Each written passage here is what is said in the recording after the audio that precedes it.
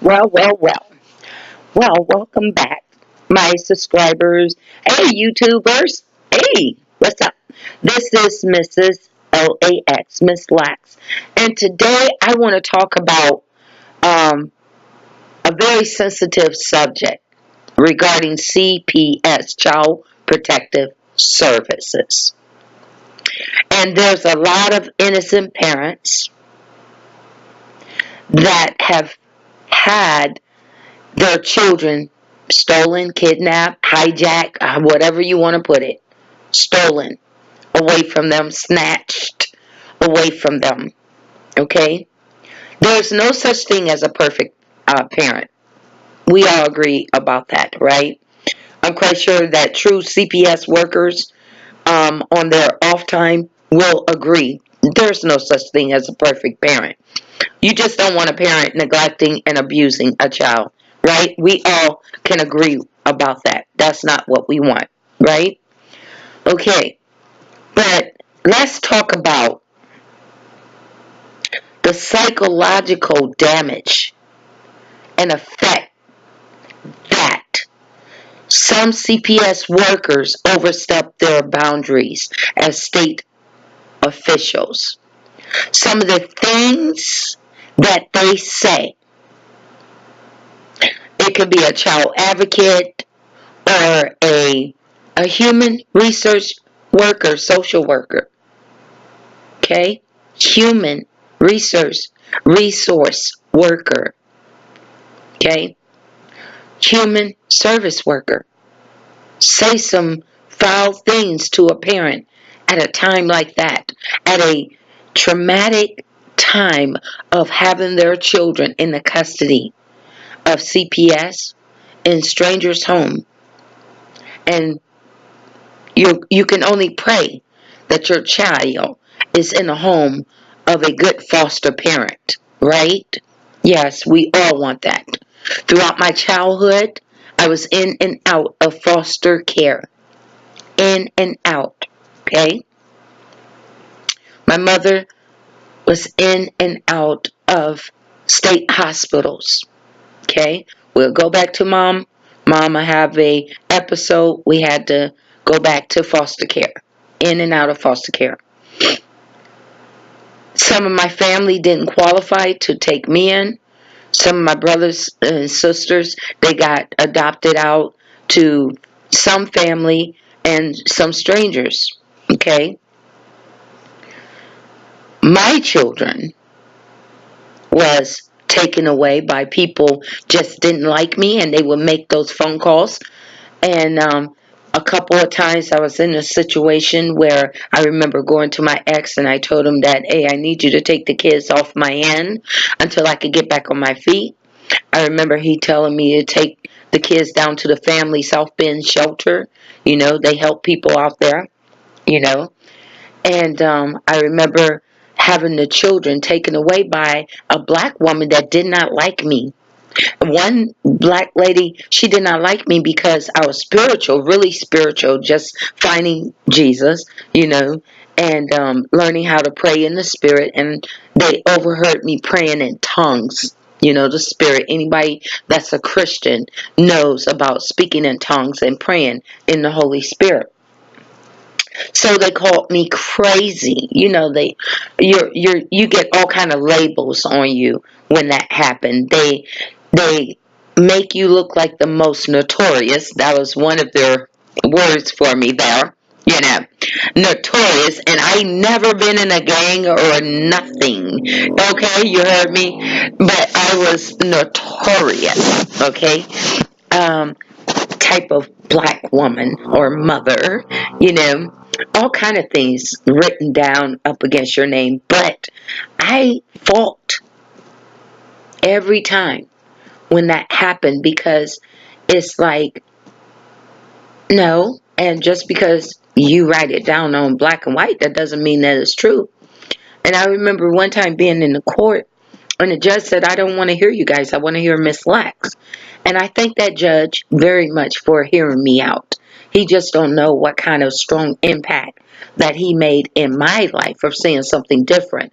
Because you got to understand, my mother children was taken. I've seen my aunts, children, CPS intervene in almost like all of the women life in our family. My children, my daughter's children, taken currently in foster care. And you notice the pattern of your family being target. It's almost as if once you or your family have had a history of CPS involvement and a generation kind of history of it, your family is an easy target. And then when you learn, there's Nancy Schaefer, she passed away, rest in peace, the Georgia state senator, female, white woman, and she was telling her story about the corruption that goes on with CPS and the reason why so many children and so many, especially African American families, are strong target, okay, for money, for federal funding. Everybody get paid for that. And if they could get your kid on medicine, wow, that's another bill that they can build the state government for.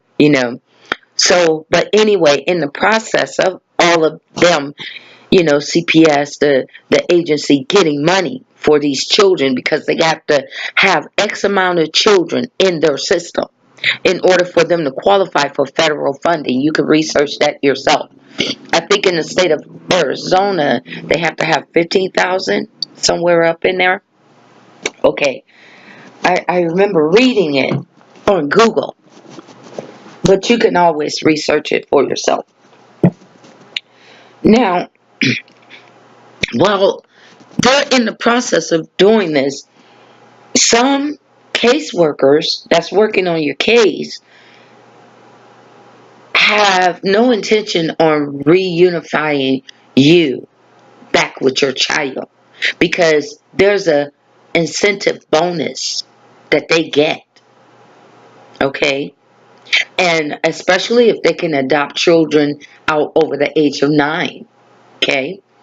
And I believe reading that the incentive bonuses can go from 15 to 5,000, somewhere up in there, or probably more. We don't know, but just from what I was reading.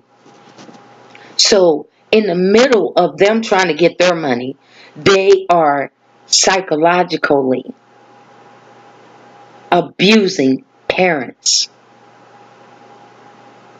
Let me just rewind this because I want this to really soak in. The people that is supposed to be protecting the children and working with the parent and the children together in hope of reunification. Because see, back in my days, it was about reunifying the children with their birth parents, with their parents. Like, well, if your only issue is housing and, fell on some hardship, look here. There's some workers will refer you to places where you can get furniture, food, or, so that you can get a boost back up on your feet, right?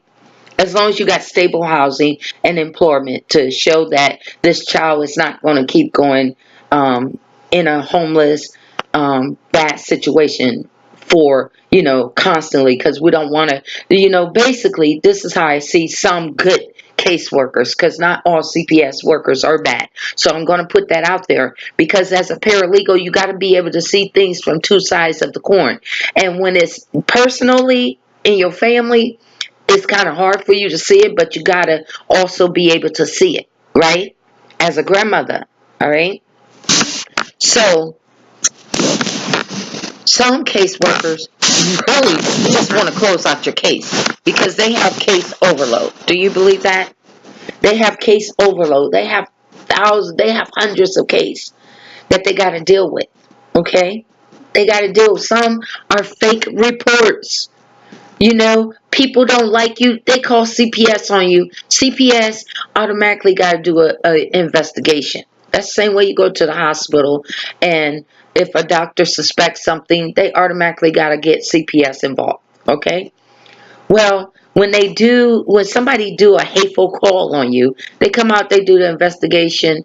A good investigator is going to look around your house, see if you got food, clothing, if it's clean environment, and then it's like, you know what, I could tell that this was a bogus call because I've had that done.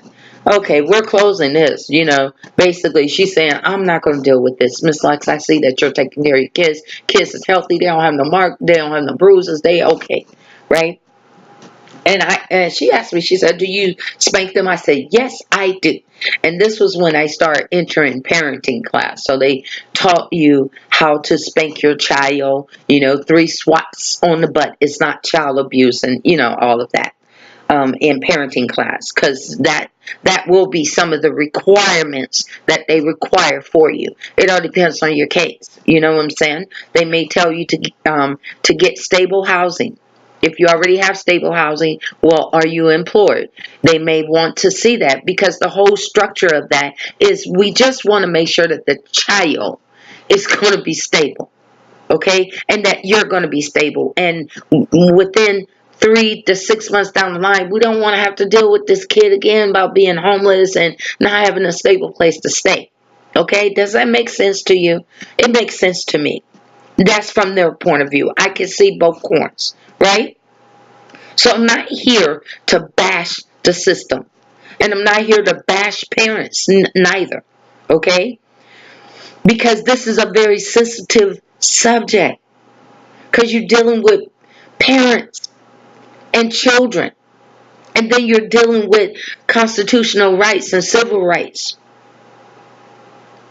And how far will a caseworker go before they have violated the parents and the children civil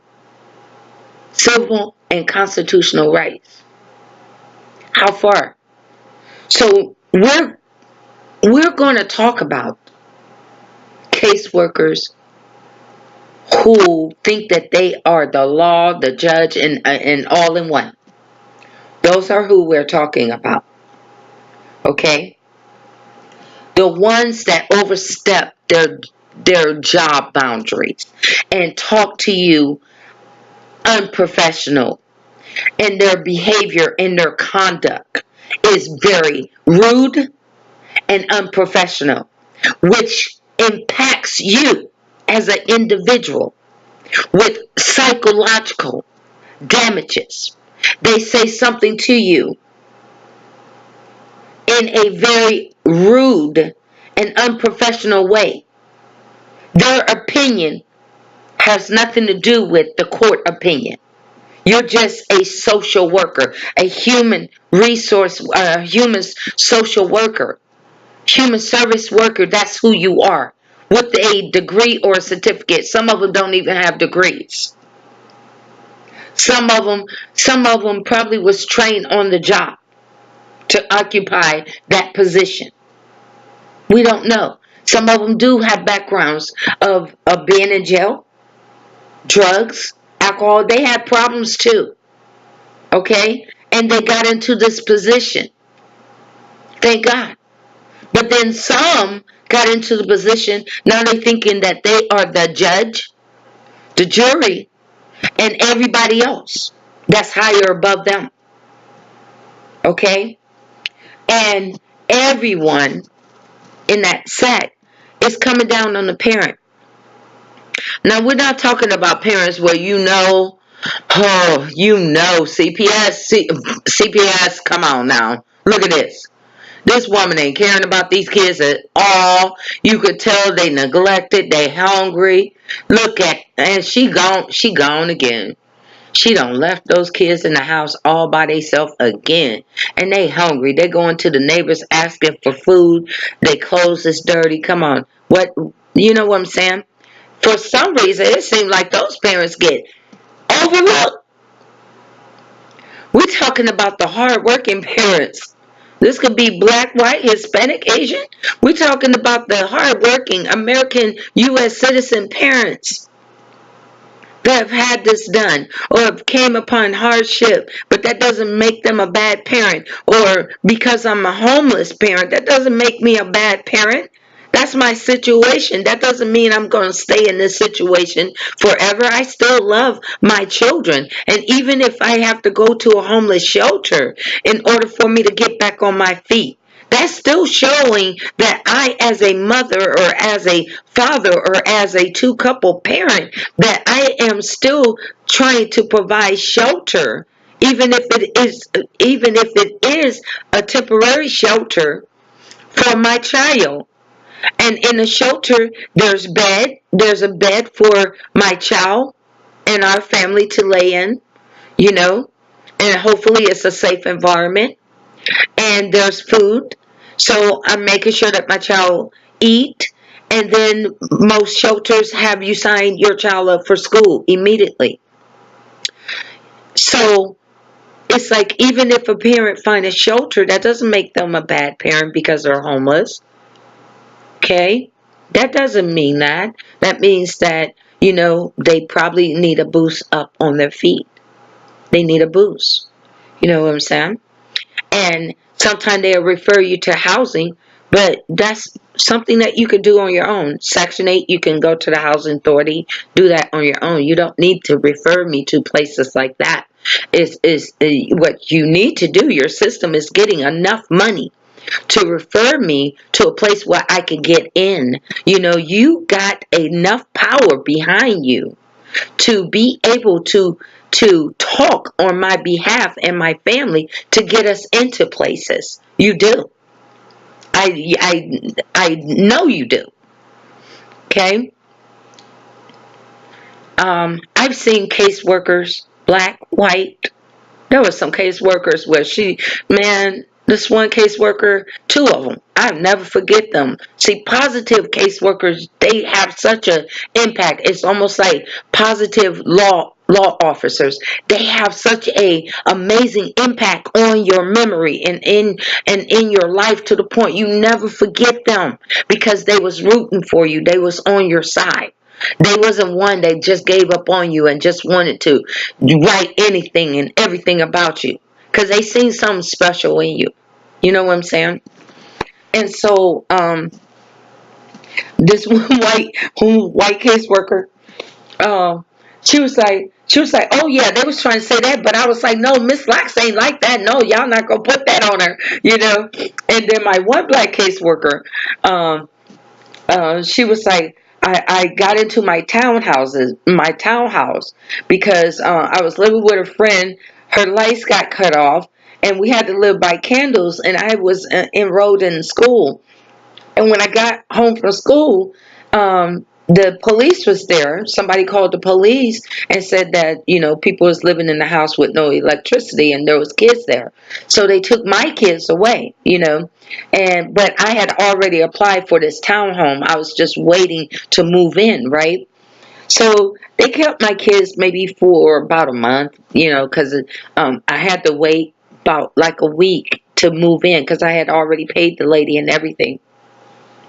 And sure enough, she was like, I told her, I said, I don't have furniture yet, but she came in, she seen the home, she seen the townhouse. She was like, yeah, it was perfect for him. She was like, okay, all right, I'm going to write this case to be closed, and I said, I don't have no furniture. She said, oh, you're going to get furniture. She said, I'm going to give you a referral slip so that you could go to Salvation Army and pick up something for you, to put up in here, like beds and so.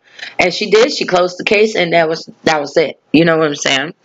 And my kids was back home with me, so I've been through this traumatic kind of deal, and it's heartbreaking, and it's emotional, tearing, and it's mental. It does something mental. I remember they wanted the hospital to do an evaluation.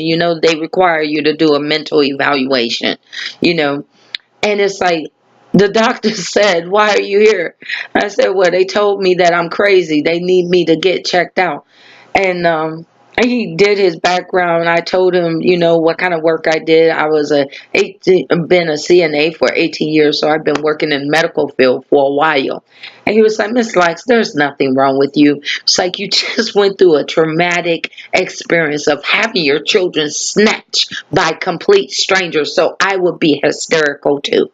And so basically he was like, there's nothing wrong with her. And so he released me from there, And but I want to talk to parents and connect to people. And even if you have someone that's going through, and if you would like to share my video, it's okay. Because everything that I talk about is real. And sometimes what I am going through or what I've been going through. Okay. And physical abuse, you can see it, can't you? You can see the black eyes, you can see marks on your arms, you can see everything physical. What people can't see is emotional and mental abuse. And some of those CPS caseworkers do a lot of mental and emotional scarring, abuse. The words that they say and they use against a parent, that's abusing a parent. Sometimes the caseworkers way overstep their boundaries.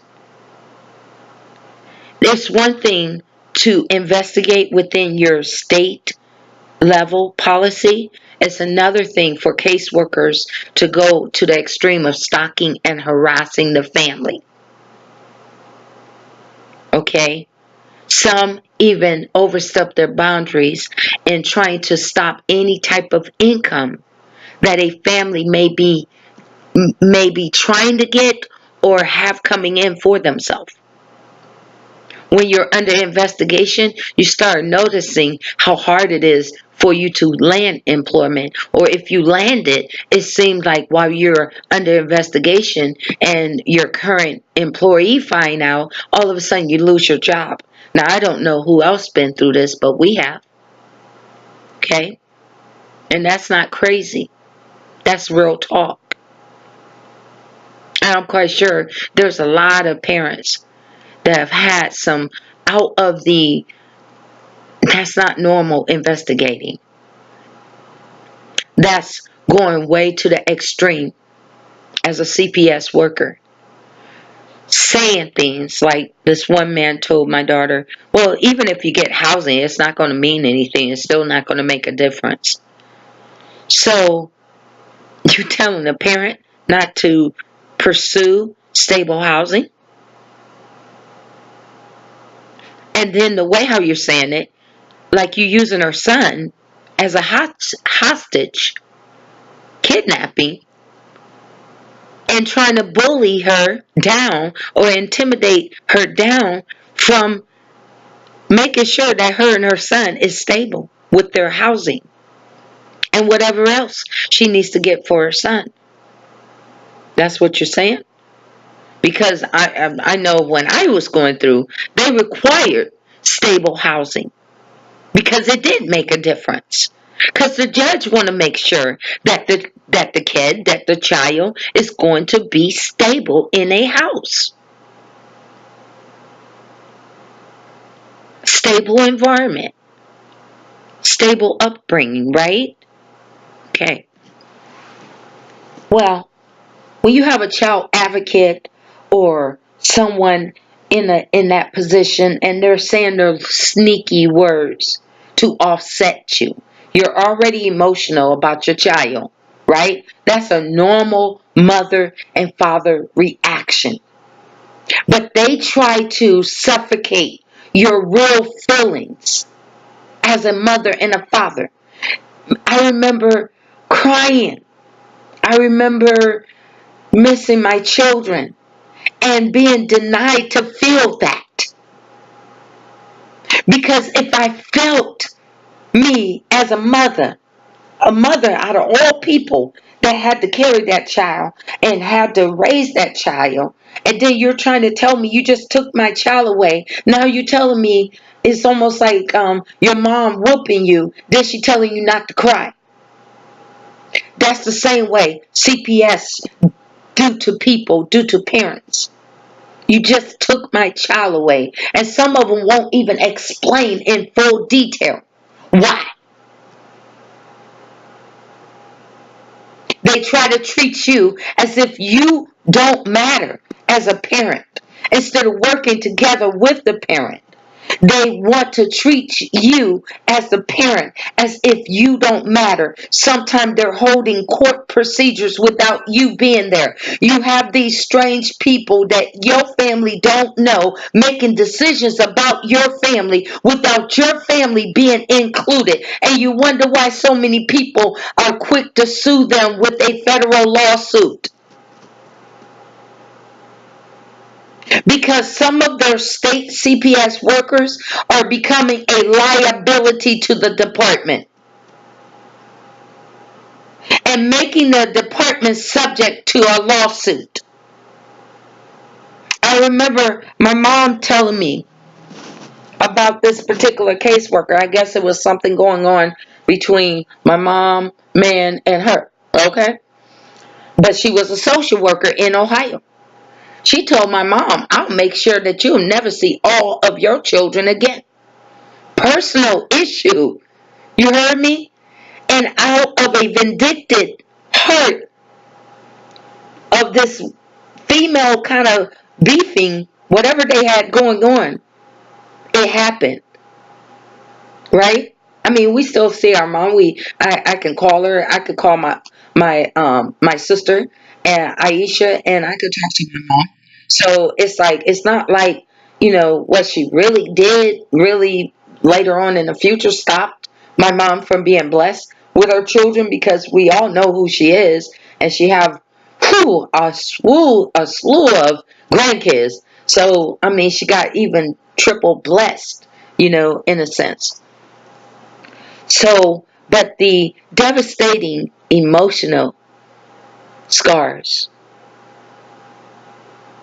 mental scars that people don't see, damages, emotional distress, mental distress, damages that is caused by some of these CPS government official workers overstepping their boundaries, saying things that they should not say. It's not professional. You are a social worker. You are not law enforcement. That's why you have to bring law enforcement. You are not the law. You are not a police officer. Stay within your boundaries. You are not the judge. The judge is the final say so. Your job is not to also try to manipulate your cases. It's to be equal and fair with the parent as well, and to work together with the parent, especially if you have cases where it is not severe. It is not an imminent danger to take this child away or to keep this child away from their parents. Because a child have a right to their property, to life in their property, and the property is their mother. And the mother have a right to her property, and the property is her child.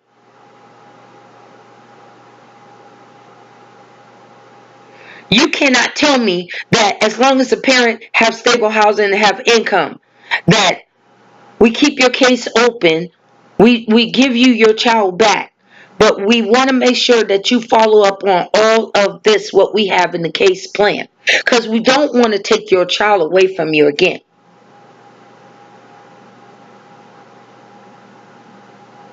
Some parents never had a CPS case open on them before. Parental rights have been terminated.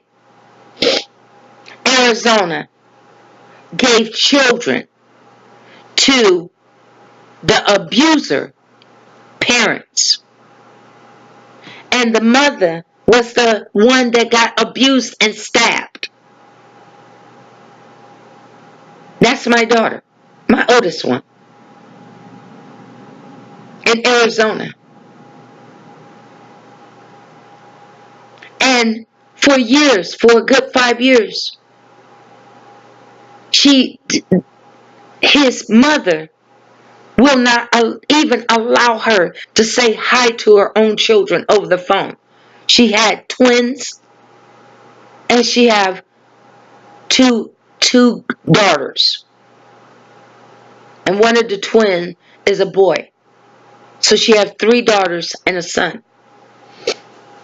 And his mother, that's Jehovah's Witness, because I believe in Jesus Christ. She believes in Jehovah's Witness. Will not allow my daughter to even say hi. Wish them a Merry Christmas. No connection at all. Now, if my daughter seems spacey, I wonder why. What type of mental and emotional abuse did they give her?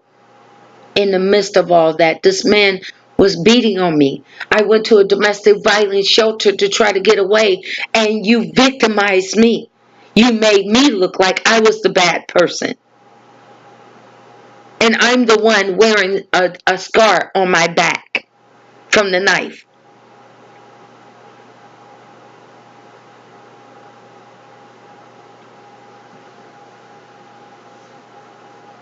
Huh. I was reading a story about one mother, she hung herself because of CPS.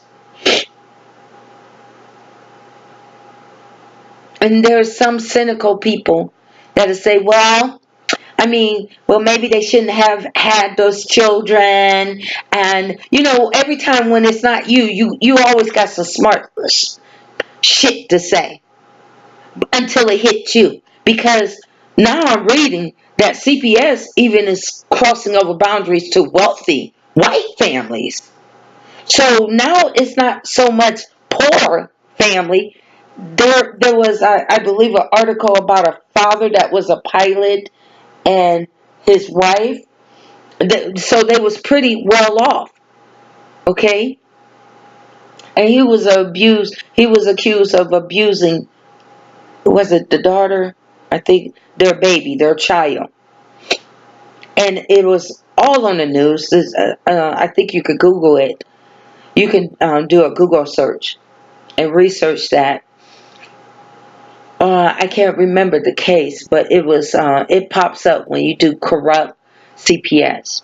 It pops up when you start reading those stories. And because of the thirst for that federal funding money that Nancy Schaefer, the Georgia state senator, was talking about, it's almost like slavery going head wild for children, because they can make a lot of money off of children that have behavior problems. Your child never had behavior problems with you until they enter the system. Now all of a sudden my child have all type of disorders and problems. Well, I wonder why. Because they can bill, the doctors can bill the state, the department can bill the state. Everybody can get paid off of your child except you. Everybody getting paid off of your child except you. And oh, wait a minute, they get paid off of you and your child. Because you are their client.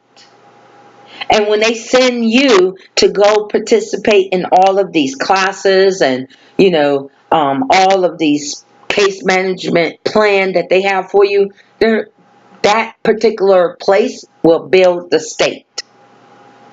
So they're still getting paid off of you and your child, and you receive nothing, as Bernie Mac would say. You don't get anything but a heartbreak and mental, trauma. Okay? I remember the lady messed up so bad, that black woman I was telling you about, where she thought I was crazy because I was praying in tongues. And they fired her. Because I started singing about a lawsuit. And they sent me a letter. The state sent me a letter after the trauma that they did to me and my kids. Separation anxiety your kids start having. You start having. You start panicking. Okay? I couldn't wait till my kids turned 18. Where that mess was off of me. But But they still try to get me through my grandkids. Try to, play that psychological mess with you through your grandchildren. Okay? After your kids, they know that your kids is 18 and over. There was nothing that you could do about it. They're grown ass people. So what you used to use to intimidate me or to incite fear in me, you can no longer use it. Okay? And grandparents are not obligated to their grandchildren. They do it out of love, not because they have to by law. Okay? Because it's amazing how some of them will try to keep you entangled in this mess by zoning in on your children to get to your grandchildren to get to you. But there is a such thing as civil lawsuit. And I had to take paralegal in order to discover that. And some of the people that say, "Oh, I have immunity." Yeah, but maybe I think that I could probably sue you on in civil court. Separate. You keep on messing with my mind, and you keep on saying derogatory things to me, which is causing me emotional damage. Well, I have to go see a psychiatrist because of what you said. And what you're saying to me and how you're treating me. You're treating me in an inhumane and unfair way. Even if I have a disability. A CPS worker has no right to discriminate against me as a person with a disability or to mistreat me in any form. Lawsuit. Discrimination against my disability. Oh, you're saying that I can't raise my child because I have what kind of disability? Okay.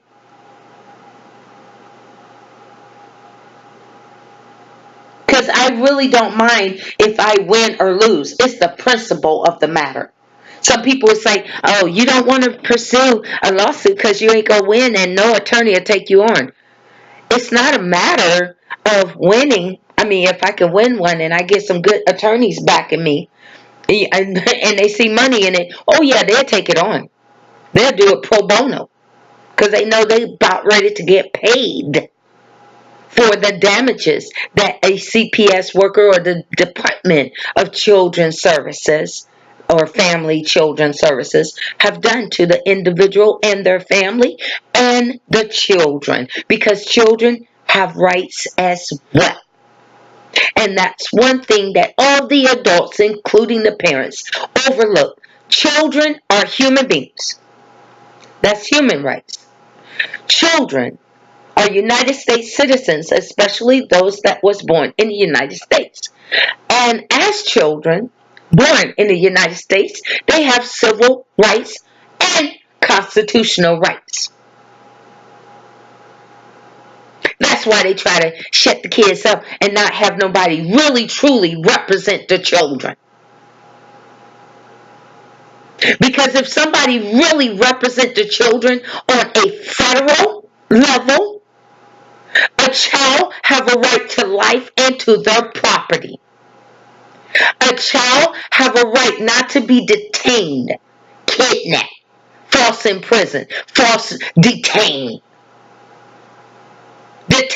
Unnecessary detaining a child in foster care for no reason. No, there's no reason for this. How come the child haven't got back home?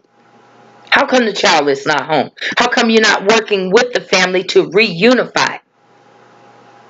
Why are you playing all of these games, sitting up here, sending forth the wrong home study?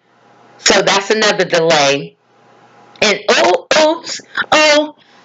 we were so incompetent. Come on, you're a professional for the government. They should fire you if you're doing that type of incompetent work. So I don't buy that. Tell it to someone that was born yesterday. I don't buy it. You did it on purpose to delay the process because CPS have a time frame. Okay, they have their own time frame of doing things. and procedures. Having court dates without the parents is not equal justice. Saying to the parent, like they told my daughter last week, well, we had a court date. They told her at the last minute, and her attorney does not communicate with her at all. He needs to be reported to the bar because the lack of communication with his own client. I know that you work for the state, but she's still your client. He will not communicate at all. I have never seen attorneys that really don't want to communicate with their clients. I understand you got a heavy load. But if you know you got this court date, that means that you got to make contact with this particular client. If you can't remember, that's why you got paralegals there to remind you. But the emotional scarring, nobody sees that. Nobody goes through the feelings of these parents, and grandparents, and family. I remember when my oldest, my first grandchild, got taken, Sapphire, in Arizona. And I raised her for 7 years. And to know that she was lost to this abuser family, and they tricked my daughter, okay, and made her think that, oh, we'll still let you see the kids and everything. So they lied to her, even his family. And I had a stroke worrying so much about Sapphire. My left side got numb. I couldn't talk. I couldn't even smile. My left arm was limp. I had a stroke. I had a mild stroke. Those are the damages that people don't see. Because when you're a grandmother and you raise that child from birth, I was there at the time of the delivery. So with my first grandson, I was there. Grandma was there. And raised the child for 7 years. Then to have this child snatched from you. And then they treated me like I wasn't even a grandmother. Those are scars that nobody hear you cry at night and nobody sees. Because you can't see emotional and mental scarring damages. You'll probably see a person act out because they're so angry inside. And they'll twist that anger into writing it down on paper. Oh, emotional, unfit parent. I'm hurting. You got my kid, man. And now you want to play emotional games with the family about our family members.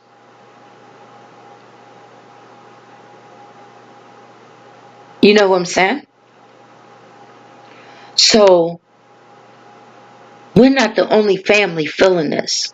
And I wish that there was a connect where families that is going through this can really connect to each other about the emotional and mental abuse. It's abusing parents. It's abusing families. It's abusing us emotionally and mentally. And no one is stopping the abuse. And I believe the only way for us to stop it is for us to make sure that you get down those caseworkers that are nasty and rude and mean to you. And if their supervisor won't check them into their place, then we're going to have to go higher above the supervisor head.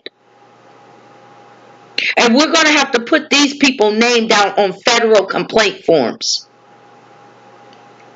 Because we're sick and tired of being physical and psychologically abused by social workers overstepping their boundaries. You are not a judge. You are not law enforcement. And even law enforcement have to stay in step with the law. So what makes you think that it's okay for you to supersede above the law, even if a police officers have to abide by the law? police officers tell you they can't just bombard in your house. They gotta have a warrant. Social workers come out. They act like they about ready to. This your property, but they act like they about ready to rule over your property.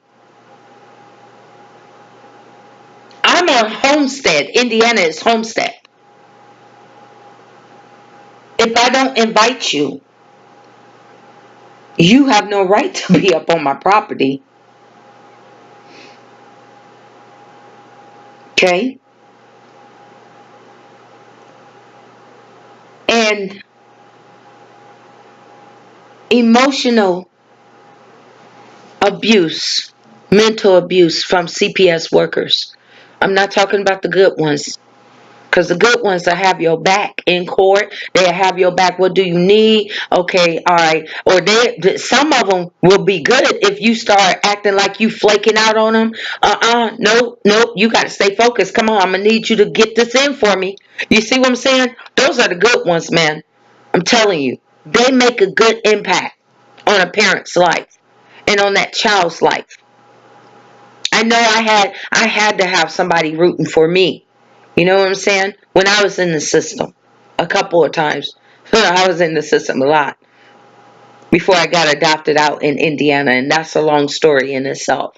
They made a mistake in that area too, because I got abused at the age of 12, got pregnant at the age of 12, and people don't like for me to tell that story, but it's a real story. 6 months pregnant, 12-year-old, and I get taken to Grand Rapids, Michigan to go have an abortion so that my aunt husband would not get in trouble, Miles Parker. But that was CPS choice for me. That was their choice. Protect the child, yo, right?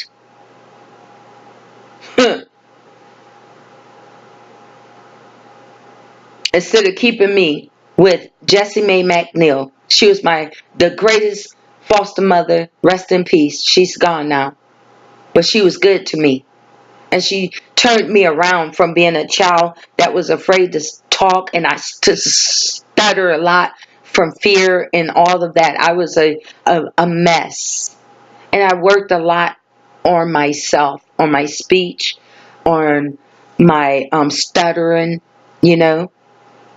So I turned around a lot, you know, a lot of the anger, built up anger. You know, I had to learn new ways of how to deal with that. People just don't know your story. People just don't understand. They just don't understand you, man. Because you keep those emotions bottled in. And then when you have somebody emotionally and mentally abusing you, and then they're saying that if you show it, that they not going to bring your kid back, that's even more damaging, isn't it, y'all? Isn't it, y'all? Tell the truth. It's more damaging. There's a lot of people that they want to label as crazy, and they try to isolate you from your family. Some CPS workers put derogatory name about you on paper where even your own family start distancing themselves from you, or they make your family afraid because some of your families don't want to get investigated. So they stay away from you. So you're there trying to fight CPS all by yourself with no family help. And then some attorneys won't take your case. So you're like in a disarranged, confused, confound state of mind. And you really do feel like you're going to lose your mind or have a nervous breakdown. Right? Sometimes you even see your own family against you because of what's been said about you. Some things are written down about you, and when they pull your name, it's written down and it's in a derogatory way, slandering against your name to cause malicious intent to cause injury on your name and the name of your family. So I'm here to talk about that sensitive subject that nobody can see, the invisible scarrings and damages. That's why you do need to sue, because they've done some bad damages that have affected you and your family well-being, mentally, emotionally, spiritual. Some people get sick. Some grandparents got sick worrying about their grandchildren. Some have already passed on. While the social workers are living in new homes because they got that bonus, driving new cars because they got that incentive, and your family's still suffering. We need to do more class action lawsuits. And don't be afraid. What else do we have to lose? We never should be afraid. They have already said what they need to say about you. They've already determined what they was going to do about you and your family. So why not fight it out on a federal level? We need more class action lawsuit because this is being done not only in the state of Indiana, Ohio, Michigan. It's all across the board because it's about money, baby. That's it. Your kids is money to them. Only money.